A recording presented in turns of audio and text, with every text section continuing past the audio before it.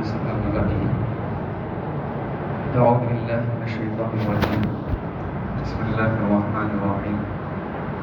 ولا تأكلوا أموالكم بينكم بالباطل وتدلوا بها إلى الحكام لتأكلوا فريقا من أموال الناس بالإثم وأنتم تعلمون. صدق الله العظيم. وعن عبد الله بن مسعود رضي الله عنه قال قال رسول الله صلى الله عليه وسلم إن الله طيب لا يقبل إلا طيبا رواہ مسلم او کما قال علیہ الصلوۃ والسلام. میرے محترم بزرگوں، عزیز ساتھیوں، اللہ تبارک تعالیٰ قرآن شریف میں فرماتے ہیں کہ تم ناحق طریقے سے دوسروں کا مال مت کھاؤ، باطل طریقے سے، غلط طریقے سے، کہ حکام کے پاس معاملے کو لے کے جاؤ اور تم جانتے ہو کہ یہ مال میرے لیے حلال نہیں ہے، وَأَنْتُمْ تَعْلَمُونَ، غلط طریقے کا ہے، پھر بھی تم اس مال کو ہڑپ لیتے ہو، لہذا ایسا مت کرو. اس کی تشریح بخاری شریف کی حدیث میں اللہ کے رسول نے فرمایا انما انا بشر، میں ایک انسان. اللہ کے رسول نے فرمایا میں ایک انسان ہوں، غلطی ہو سکتی ہے انسان سے. لہذا اگر دو آدمی میرے پاس آتے ہیں اور کوئی ایک آدمی چٹ زبان ہے، بہت اچھی بات کرتا ہے، اور پھر وہ اس بات کی وجہ سے دوسرے کا مال کیا کر لے، ہڑپ کر لے، میں تو ظاہر کو دیکھ کے فیصلہ کر لوں گا. اللہ کے رسول کہہ رہے کہ میں تو ظاہر کو دیکھ کے فیصلہ کر لوں گا، لیکن سن لے کہ میں اس کے لیے جہنم کا ایک ٹکڑا دے رہا ہوں، جہنم کا ایک ٹکڑا دے رہا ہوں، چاہے اس کو قبول کر لے چاہے اس کو وہ چھوڑ دے. یعنی حاکم اور قاضی اور جج اس کے حق میں فیصلہ بھی کرے، لیکن وہ اس کے لیے چیز جائز نہیں ہے، شریعت کی اس کی اجازت نہیں ہے، دوسرے کا حق ہے، لیکن اس کے دلائل اس کے پاس تھے. اس نے کیا کر دیا، اس کو اپنے نام پہ کڑا لیا. تو سمجھ لیجئے کہ وہ جہنم کا ایک ٹکڑا لے رہا ہے، جہنم کا ایک ٹکڑا لے رہا ہے، چاہے اس کو لے لے چاہے اس کو چھوڑ دے. ابن عباس رضی اللہ عنہ بھی اس کی تشریح تفسیر ابن کثیر میں فرماتے ہیں کہ ایک آدمی ہے بیچارہ، اس کے ایک آدمی جس کے اوپر حق ہے کہ ایک آدمی جس کے پاس دوسرے کی زمین ہے، دوسرے کی کوئی پراپرٹی ہے، اور سامنے والے کے پاس کوئی گواہ نہیں ہے. اب یہ شخص کیا کرے گا کہ حکیم کے پاس جا کے اس کو اپنے نام پہ کڑا لے گا. تو یہ گویا کہ قرآن اللہ تعالیٰ سے منع کر رہا ہے کہ بظاہر ایسا لگ رہا ہے کہ اپنے دلائل سے کہ یہ شخص اس کا مالک ہے، لیکن حقیقت میں اس کا وہ مالک نہیں ہے. تو اس کو چاہیے کہ اس سے اپنے آپ کو بچا لے. خلاصہ یہ ہے کہ ہم کو اللہ تبارک تعالیٰ نے عبادت کے لیے پیدا کیا ہے. عبادت صرف نماز روزے صدقے کا نام نہیں ہے، بلکہ عبادت ہماری جو معاشرت کی جو زندگی ہے 24 گھنٹے کی، خاص طور پر طیب اور حلال مال کی کمائی، یہ بہت ضروری ہے. چنانچہ حضرت عائشہ رضی اللہ عنہا فرماتی ہیں کہ تم افضل عبادت سے غافل ہو، تم افضل عبادت سے غافل ہو. افضل عبادت یہ ہے کہ الورع، حرام سے بچنا، الورع، حرام کمائی، حرام لقمے سے بچنا، یہ افضل عبادت ہے.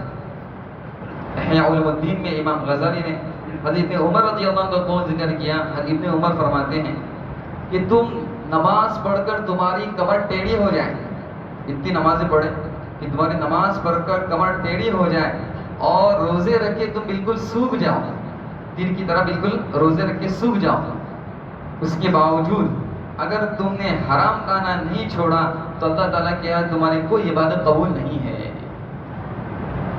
علی رضی اللہ فرماتے ہیں کہ ان الدنیا حلال و حساب، دنیا کے حلال میں حساب ہے، وہ حرام و عذاب، اور اس کے حرام میں عذاب ہے، وہ مشتبہ عقاب، اور اس کا مشتبہ جو مال ہے سوائے خسارے یا نقصان کے کچھ نہیں.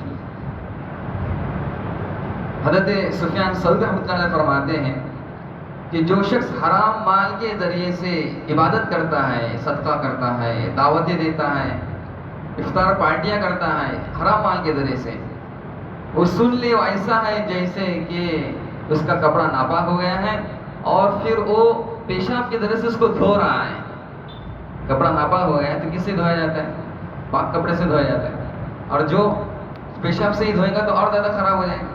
تو حرام مال کے ذریعے سے ہم عبادت کریں گے، سمجھ لیں کہ بہت اچھے کام کر رہے ہیں، لیکن اس کا وبال ہم ہی پر آئے. کہ ہماری دعوت کے اندر 100 لوگ شریک ہو گئے، ہم نے ہمارا مال کھا، حرام مال 10 لوگوں کو کھلایا، تو ان کا وبال بھی ہم پر نہیں آئے گا کہ ہمارے ذریعے سے ان کے پیٹ میں حرام مال چلا گیا۔ حضرت سہیل تفسیر حملہ فرماتے ہیں کہ حرام کے ذریعے سے انسان کے جسم کے اندر ایک تخم پیدا ہوتا ہے، وہ حرام کا تخم پیدا ہوتا ہے۔ جب تخم اگر غلط ہوتا ہے، جس چیز کا تخم یعنی بیج جو ہوتا ہے اچھا ہے تو اچھا فائدہ دیتا ہے، اگر نقصان کانٹے دار ہے تو کانٹا والا درخت اگتا ہے، تو حرام کے ذریعے سے جس میں جو تخم اگتا ہے، جو دانہ ہوتا ہے، اس کی وجہ سے پورے جسم میں اس کا اثر پیدا ہو جاتا ہے، یعنی اس کے جسم سے جو اعمال ظاہر ہوتے ہیں وہ سوائے نافرمانی کے کچھ نہیں ہوتے۔ اس لیے علماء کرام نے قرآن حدیث کی روشنی میں حرام کھانے کے بہت سارے نقصانات بیان کیے۔ پہلا نقصان حرام کھانے کا یہ ہے کہ اس کو عبادت کی توفیق نصیب نہیں ہوتی، اللہ کی طرف سے وہ خیر سے محروم ہو جاتا ہے، ہر خیر سے وہ شخص محروم ہو جاتا ہے۔ اگر عبادت کی توفیق نصیب ہو بھی جائے تو اس میں حلاوت، لذت، مٹھاس، اس سے اللہ تعالیٰ اس کو محروم کر دیتے ہیں۔ ایک بوجھ ہے بس نکال دیا سر سے، اس کی جو مٹھاس، اس کا جو مزہ، اس کے جو اندر حلاوت ہے اس سے محروم کر دیا جاتا ہے۔ تیسرا یہ کہ عبادت جو حرام مال سے کی جاتی ہے وہ قبول نہیں ہوتی اللہ کی۔ اور چوتھا، مسلم کی روایت میں خاص طور پر آیا کہ اس شخص کی دعا قبول نہیں ہوتی۔ مثال دی اللہ کے رسول صلی اللہ علیہ وسلم نے کہ اشعث اکبر، کہ ایک شخص حج کی سفر میں جا رہا ہے، بڑا گندا حال، بڑا گندا بال، سفر کی بڑی مشقتیں برداشت کر رہا ہے، لیکن مطعمہ حرام، اس کا کھانا حرام، وہ مشربہ حرام، پینا حرام، وملبسہ حرام، اور اس کا جو کپڑا ہے وہ بھی حرام۔ ہم سمجھتے ہیں کہ حرام پیسے کھانے کے نہیں، پیٹرول گاڑی میں ڈال تو چل جاتا ہے، حرام کا کام کا دوسرا کچھ کریں گے تو چل جاتا ہے، اپنی ذات کے لیے اس کا استعمال نہیں کرنا، اپنے فائدے کے لیے یوز نہیں کرنا ہے۔ لہذا بینک کا کسی کو انٹرسٹ آ رہا ہے تو وہ چاہتا ہے کہ وہ کسی طرح انٹرسٹ میرے ہی فائدے میں لگ جائے، کسی رشوت میں لگ جائے تو فلاں میں لگ جائے تو فلاں میں لگ جائے، اپنے فائدے کے لیے ہم کو یوز نہیں کرنا ہے۔ لہذا علماء نے انٹرسٹ وغیرہ جو آتا ہے اس کا مصرف بتایا ہے، یا تو غریب اور فقیر جو مسکین ہے، محتاج ہے، ضرورت مند ہے، چاہے ایمان والا ہو چاہے غیر ایمان والا ہو۔ کبھی غیر ایمان والا بینک کا مینیجر رہتا ہے، اس کو ہم سود کا پیسہ دیتے ہیں تو یہ حرام ہو جائے گا، گویا کہ اس کے لیے جائز نہیں ہے، اس کی اچھی تنخواہ ہے تو وہ نہیں لے سکتا، بلکہ جو تنگس ہے، غریب ہے، زکوٰۃ دیتا ہے تو اس کے لیے وہ انٹرسٹ کا پیسہ دے سکتے ہیں، اس کی ضرورت میں جو ضروری جو ضرورت ہے اس کے لیے۔ یہ کہ رفاع عامہ جو ہے، عام پبلک کا جو فائدہ ہوتا ہے، رستے کا مسئلہ ہے تو لائٹ کا مسئلہ ہے تو پانی کا مسئلہ ہے، جو پبلک فائدہ رہتا ہے اس کے لیے یوز کیا جاتا ہے انٹرسٹ کا پیسہ، تو یہ اپنے ذات کے لیے استعمال نہیں کرنا ہے۔ ہم سمجھتے ہیں کہ جو ہم کھائیں گے پیئیں گے وہ حرام، کپڑے میں یوز کریں گے، پیٹرول میں یوز کریں گے، دوسری کاموں میں یوز کریں گے تو اس کی اجازت، ایسا نہیں ہے۔ وغوذی بالحرام، اور حرام کے ذریعے سے اس کی پرورش ہو گئی ہے، حرام میں یہ وہ پلتا ہے، پنپتا ہے، تو گویا کہ اور پھر اللہ تعالیٰ سے کہتا ہے یا رب یا رب یا رب، اے اللہ میری دعا قبول فرما، اے اللہ میرا مسئلہ فلا حل فرما، انا یستجاب لہ۔ حدیث میں صریح فرمایا ایسے شخص کی دعا کہاں قبول ہوگی جس کا یہ سب کچھ حرام میں ملا ہوا ہے، تو اس کی دعا کہاں سے قبول ہوگی؟ حرام کا ایک نقصان بتایا، اس سے رزق میں برکت ختم ہو جاتی ہے۔ قرآن میں اللہ فرماتے ہیں یمحق اللہ الربا ویربی الصدقات، اللہ سود کو گھٹاتا ہے، صدقات کو بڑھاتا ہے۔ سود میں مال آتے ہوئے نظر آتا ہے، بہت بڑا ہوا نظر آتا ہے، لیکن اس کے ذریعے سے اللہ تبارک تعالیٰ اس کی برکتیں ختم کر دیتا ہے۔ یہاں سے مال آیا، یہاں پر سمجھ لیجیے کہ بیماری آ گئی، یہاں پر پولیس کا جھٹکا آ گیا، یہاں پر فلاں ہو گیا، یہاں پر فلاں ہو گیا، مال کس طرح سے نکل رہا ہے اس کا احساس بھی نہیں، مال کس طرح سے نکل رہا ہے اس کا احساس بھی نہیں، تو برکت اللہ تعالیٰ ختم کر دے حرام مال کی وجہ سے۔ اور پھر حرام کا ایک نقصان بتایا کہ حرام کی وجہ سے دل میں جو خیالات آتے ہیں وہ گندے خیالات آتے ہیں، برے خیالات آتے ہیں، اچھے خیالات آتے نہیں ہیں۔ اس کو کچھ اچھا کام کرنا ہے، خیر کا کام کرنا ہے، یہ اللہ تبارک تعالیٰ اس سے محروم کر دیتے ہیں۔ غذا کا اثر بہت خطرناک ہوتا ہے، لہذا ذہن میں جو اس کے تصورات، خیالات ہر وقت آتے ہیں وہ غلط ہی آتے ہیں، یہ حرام کی نحوست ہے۔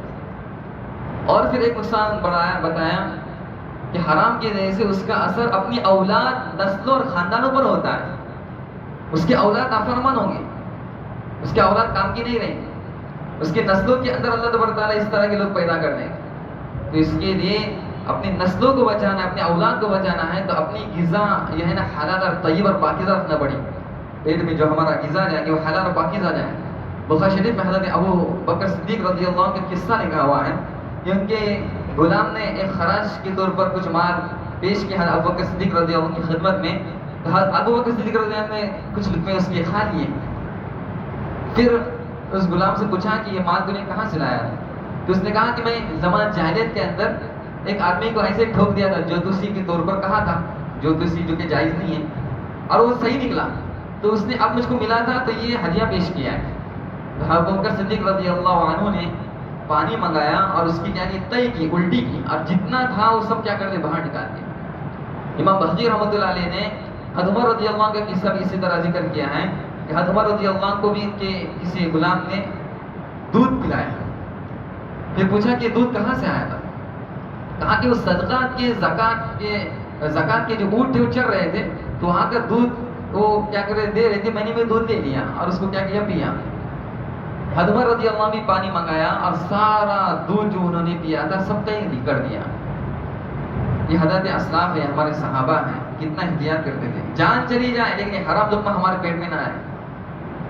چنانچہ بہقی کی روایت ہے کہ جس کا جسم حرام مال سے بھرے اس کے لیے جہنم بہتر ہے، جہنم بہتر ہے. اللہ سب کی حفاظت فرمائے. اتنی سخت وہی بیان کی جائے حرام مال کے پیٹ میں داخل ہونے کی. اسی طرح حرام کا ایک نقصان یہ بتایا کہ حرام کا مال جو غلط طریقے سے آتا ہے تو غلط طریقے ہی پہ جاتا ہے. علامہ عبد القادر جیلانی رحمۃ اللہ فرماتے ہیں کہ میں دیکھتا ہوں کہ اگر کوئی مال حرام میں صرف کر رہا ہے تو میں سمجھتا ہوں کہ اس کا مال اس کو جو آیا وہ حرام طریقے سے ہی آیا ہے. یہ غلط مال غلط طریقے میں جاتا ہے، اچھا مال اچھی جگہ پر جاتا ہے، غلط مال کہاں پر جاتا ہے؟ غلط طریقے سے کیا ہوتا ہے، برباد ہو جاتا ہے، وہیں پر چلا جاتا ہے. تو آدمی یہ دیکھے کہ مجھ کو یہ مال کہاں سے آ رہا ہے، میرے ویوہار کیا ہیں، میں کس طرح سے بزنس کر رہا ہوں، میرے پاس جو پروفٹ آ رہا ہے وہ حلال ہے کہ نہیں ہے، شریعت اس کی اجازت دے رہی کہ نہیں دے رہی. ہم ان سارے پہلو پر کیا کریں، نگاہ کریں. چنانچہ ایک نقصان بتایا کہ حرام کھانے والا اس کا یہ جنت میں داخل نہیں ہوگا، اس لیے کہ امید ہے کہ اس کا یا تو انتقال اور کفر پر ہو جائے. اگر کفر پر حرام پورا گویا کہ ہماری پرورش حرام ہی پر ہوئی ہے تو ہو سکتا ہے کہ اللہ تبارک تعالیٰ ہم کو ایمان سے محروم کر دے. اللہ ہم سب کی حفاظت فرمائے.